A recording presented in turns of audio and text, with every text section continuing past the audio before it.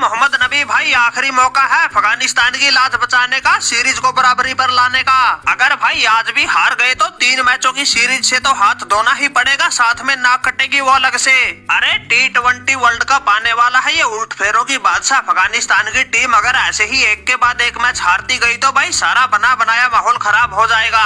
क्योंकि भाई कल तक तो बड़ी से बड़ी टीमें हमारी उल्ट फेर के भैंसे खोप खाती थी, देख के हमारा प्रदर्शन अच्छी टीमें चौंक जाती थी। अगर ये सीरीज बिल्कुल ही एक तरफा हार गए तो पाकिस्तान वालों की तरह हमारी भी हवा निकल जाएगी। और राशिद खान भाई क्या बताएं, हमें तो खुद ना कुछ समझ में आए। एक तो तुम्हारी कमी खल रही है, ऊपर से इंडिया वालों को इनके घर में फंस गए। अरे उसी का फायदा उठा के तो ये लोग पहला मैच हारते हारते बच गए, वरना भाई मोहम्मद नबी ने तो पहले मैच में भी पूरा एडी चोटी का जोर लगा दिया था, ठोक के 200 के स्ट्राइक रेट से रन स्कोर को 150 के पार पहुंचा दिया था।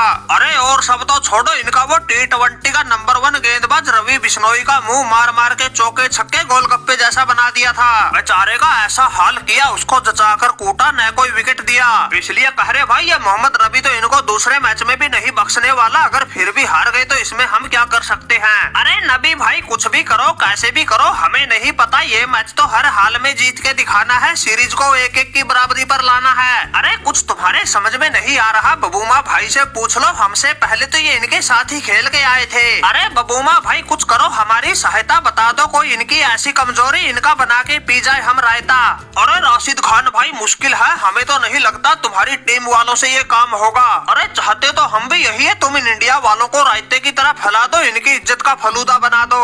लेकिन भाई ये तुम्हारे तो बिल्कुल ही काबू नहीं आने वाले, क्योंकि भाई ये लोग तो हमारे घर में घुसकर हमें ही चकमा दे आए थे। ये T20 और टेस्ट सीरीज तो ड्रा करवाए आए थे, वनडे सीरीज को जीत लाए थे, फिर अब तो भाई ये खुद के घर में खेल रहे हैं। यहाँ तो इनकी किस्मत कुछ ज्यादा ही नाराज हो जाए तो अलग बात है, वरना यहाँ तो ये किसी के काबू ना आए। फिर तुम्हारी अफगानिस्तान की तो उभरती हुई ठीक ठाक ही टीम है, हमें नहीं लगता इनके सामने तुम्हारी दाल गलेगी। इसलिए हम तो कहते हैं भाई जीत का सपना छोड़ो, पहले मैच की तरह इनको सभी मैचों में टक्कर दे दो, वही बड़ी बात है। अरे वाह रे वाह बबूमा मेरे भाई, तुमने तो बड़ी ज्ञान की बात बताई। जो अफगानिस्तान अब भी सीरीज में वापसी का सपना देख रही थी, तुमने वो बड़े अच्छे तरीके से समझाई। अरे बबूमा भाई वैसे देखा जाए तो प्लेयर तो तुम भी ठीक ठाक ही हो, लेकिन तुम्हारे इस अद्भुत ज्ञान के कारण ही हर हिंदुस्तानी तुम्हारा कायल है। अरे अफगानी भाइयों वैसे तो तुम्हें समझ में आ ही गया होगा, ये रोहित शर्मा शेर बिल्कुल घायल है, तुम्हें बख्शेगा नहीं। अगर फिर भी मन में कोई शंका संकोच रह गया तो आज सारी निकाल के सीरीज पे कब्जा कर लेंगे।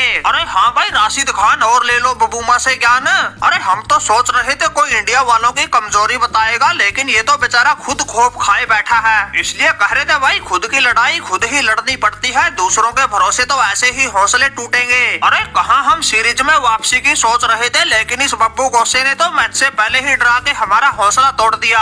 अरे बबूमा भाई लगता है तुम्हारे तो कुछ ज्यादा ही टांके टूट गए, इसलिए अभी तक इतना डरे हुए बैठे हो। अरे अभी तक तो भाई सुना सुना था, जो इंडिया वालों के हत्थे चढ़ जाता है वो बाद में बड़ा पछताता है, फिर आज तो अपनी आंखों से देख भी लिया। लेकिन बबूमा भाई ये अफगानी शेर है, तुम जैसों के कहने से ऐसे डरने वाले नहीं। ईंट का जवाब बिल्कुल पत्थर से देंगे, पहली हार का बदला भी इस दूसरे मैच में लेंगे, सीरीज को बराबरी पर लाएंगे, बिल्कुल रोमांचक बनाएंगे।